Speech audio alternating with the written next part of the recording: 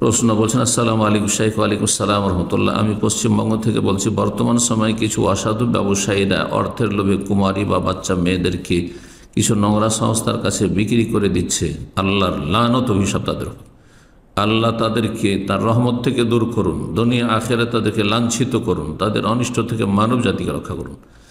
তাহলে তাদেরকে সেই সংস্থা থেকে কিনে এনে রাখলে যুদ্ধবন্দীদের মতো অবিবাহিত অবস্থায় সহবাস করা যাবে কি? কি করে এই কথা বললেন আপনি?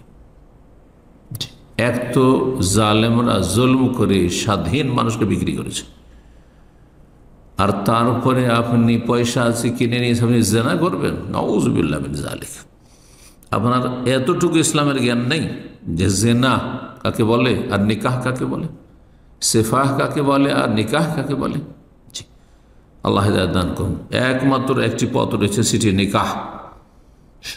পুরুষ নারীর শারীরিক সম্পর্কের একমাত্র বৈধ পন্থা হচ্ছে নিকাহ, বৈবাহিক সম্পর্ক। আর আমা মালাকাত আইমানুহুম, সেটার জন্য আপনি কোরবানি দেন, ত্যাগ স্বীকার করেন, জীবনের ঝুঁকি নেন, আর তারপরে আপনার এখতিয়ারে নেই, আপনার যিনি হাকিম হবেন, শাসক হবেন, আমিরুল মুমিন হবেন, তিনি যাকে ভাগ বন্টন করে দেবেন। সেটা হচ্ছে আর একটি পথ। এটি বড় লানতের কাজ এবং দুনিয়া আখেরাতে এরা লাঞ্ছিত। বলছেন, আসসালামু আলাইকুম শাইখ। ওয়ালাইকুম আসসালাম রাহমাতুল্লাহ। বর্তমান সময়ে দ্বীনি ভাইরা হুকুম আহকাম শিরক বিদআত শিখছে, কিন্তু পরস্পর দ্বীনি ভাইদের মধ্যে কেমন সম্পর্ক থাকতে হবে তা শিখেনি, শিখছে, আমল করে না। জি, তাদের ওস্তাদরা আলোচনা করছেন, কোরআন সুন্নাহ আলেমরা দিনের সব দিক নিয়ে আলোচনা করছেন, কিন্তু তারা সেগুলি আমল করছে না। আজকাল এলেম শিখা যতটা করছে তার 5% আমল করছে না মানুষ, অধিকাংশ মানুষ।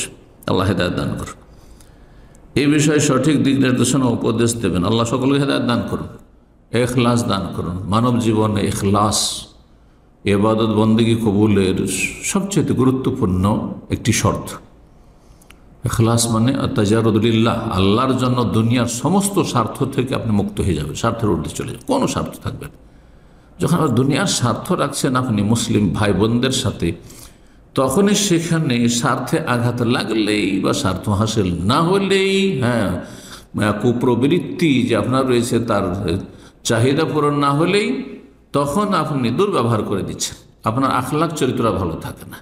আর যেখানে স্বার্থ আছে সেখানে গোলামি করছেন আপনি, পা চাটছেন আপনি, জি, তেল মারছেন আপনি। আল্লাহ হিদায়াত দান করুন। তাহলে মূল বিষয় হচ্ছে ইখলাস। আল্লাহর সাথে আপনার সম্পর্ক গভীর হবে, এবং আল্লাহর সাথে যার সম্পর্ক যত বেশি তার সাথে আপনার আমার সম্পর্ক তত বেশি। এটি হচ্ছে আত-তাজারুদ লিল্লাহ, আল্লাহ যেন দুনিয়ার সমস্ত স্বার্থ থেকে মুক্ত হওয়া।